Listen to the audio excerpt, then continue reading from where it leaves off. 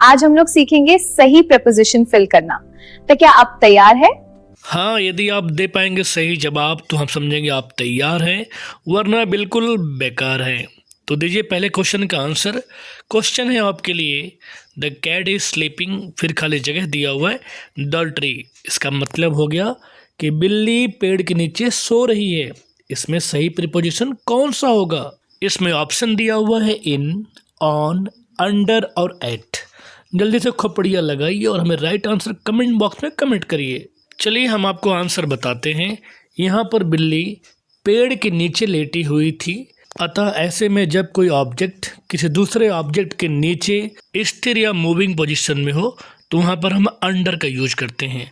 इस तरह से यहाँ पे राइट ऑप्शन हो जाएगा अंडर, और अब ये पूरा सेंटेंस हो जाएगा the cat is under the tree.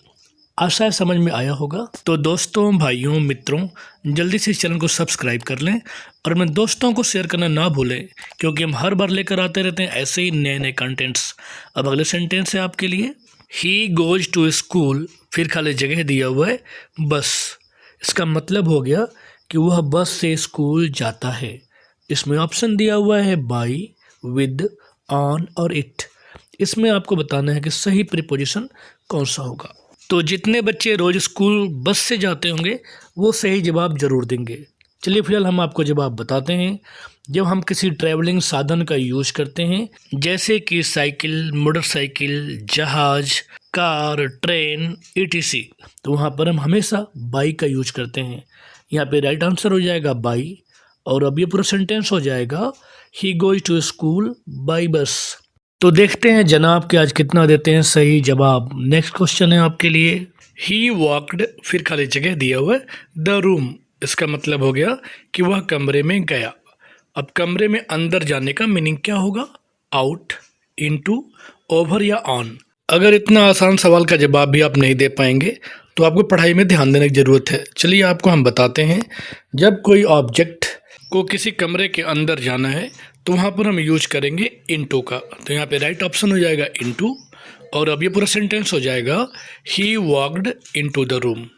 अब अगला सेंटेंस आपके लिए, माई हाउस इज, फिर खाली जगह दिया हुआ है द स्कूल।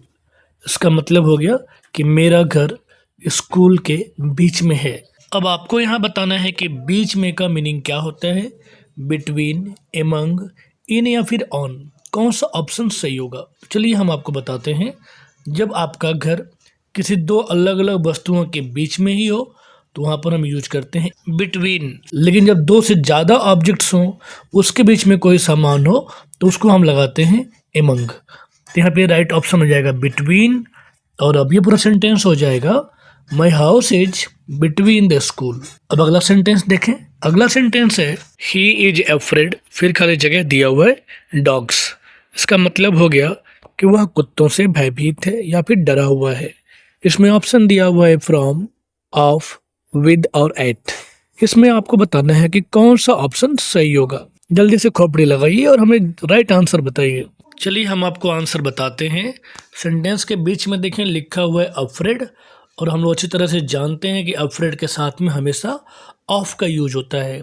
इस तरह से पूरा सेंटेंस हो जाएगा he is afraid of dogs.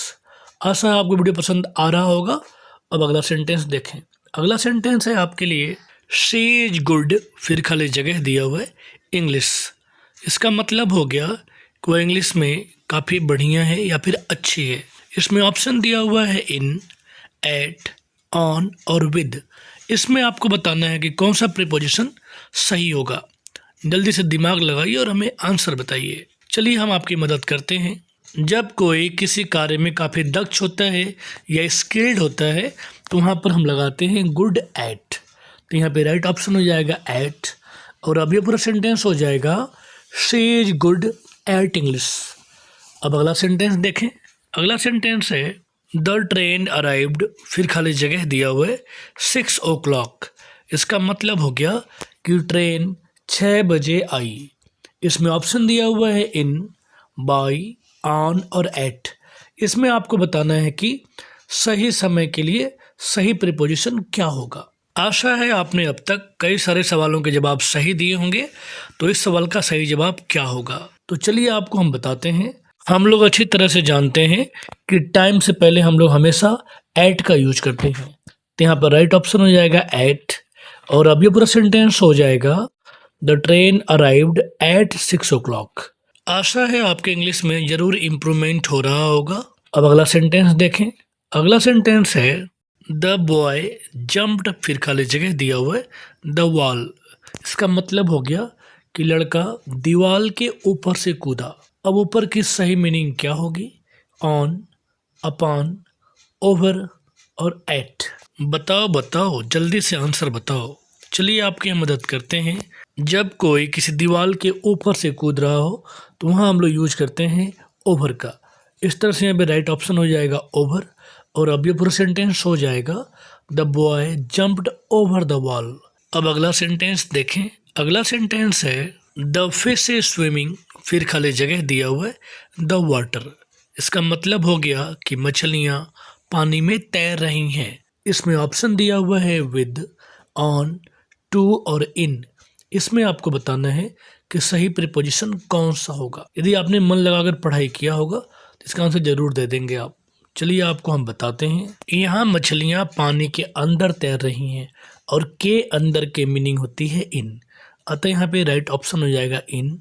और अब ये पूरा सेंटेंस हो जाएगा the fish is swimming in the water. अब अगला सेंटेंस देखें। अगला सेंटेंस है शी सैट, फिर खाली जगह दिया हुआ है मी in the class.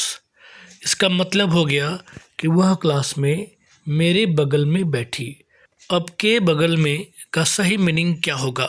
Between, beside, among और बिहाइंड।